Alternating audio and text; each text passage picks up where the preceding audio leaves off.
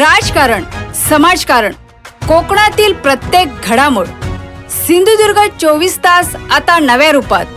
सिंधुदुर्ग संवाद, ताज्या घडामोडींसाठी आताच सबस्क्राइब करा. विजयदुर्ग येथे साकारण्यात येत असलेल्या ऐतिहासिक आरमार सृष्टी व हेलियम गॅलरीच्या कामाला वेग आला आहे. या सुरू असलेल्या कामाची आमदार प्रमोद जठार यांनी पाहणी केली. हे म्युझियम लवकरच पर्यटकांसाठी खुले करण्यात येईल असा विश्वास आमदार जठार यांनी व्यक्त केला.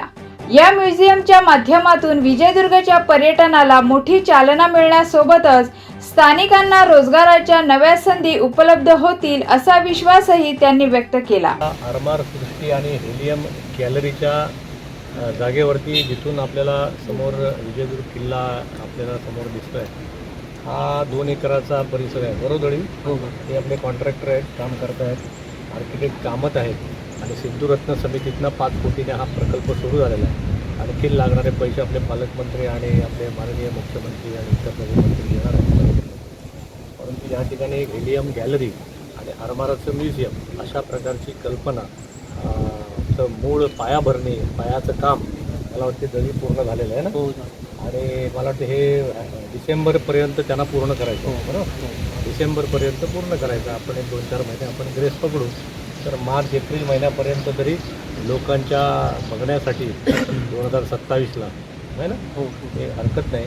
अशा प्रकारचं एक निराळा डिफरंट विजयदुर्ग किल्ला बघायला आल्यानंतर लोकांना त्या विजयदुर्ग किल्ल्याची सगळी माहिती, त्याच्यातले जे आपण ज्याला हे म्हणतो शिप, जहाजं, आरमार जहाजं कशी होती, त्याची जहाजाची उत्क्रांती कशी झाली, पहिलं जहाज कसं होतं, बोट कशी होती, मग ती मोठी झाली, मग त्याची मोठी जहाजं कशी निर्माण झाली आणि इथल्या एकूण छत्रपतीने आरमार कसं उभं केलं त्याची माहिती संग्रहालयाच्या आणि ऑडिओ व्हिज्युअलच्या माध्यमातून मिळेल.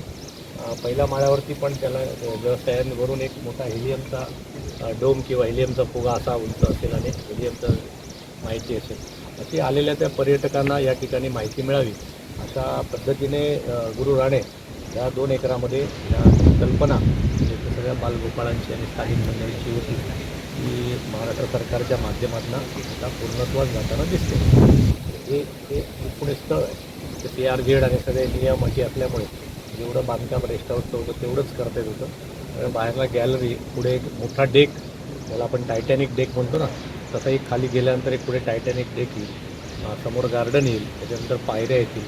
या पायऱ्या आपण स्टेडियम टाईप आपण समोर बसून भविष्यामध्ये आमचं असं हे आहे की इथून समोरचं जे फसाड आहे त्याच्यावरती लाईट अँड साऊंड होऊ शकतो का, अशा प्रकारचा आमचा प्रयत्न आहे.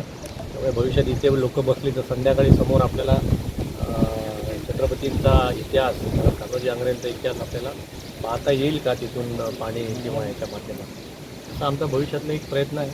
आज मला वाटतं इथपर्यंत तरी 25% तरी प्रयत्न आमचा इथपर्यंत आलेलो आहोत. 60-70% काम बाकी आहे. मतदारांना आणि इतर मंडळींना शुभेच्छा आहेत. धन्यवाद. सिंधुदुर्ग 24 तास आता नव्या रूपात. सिंधुदुर्ग संवाद, ताज्या घडामोडींसाठी आताच सबस्क्राइब करा.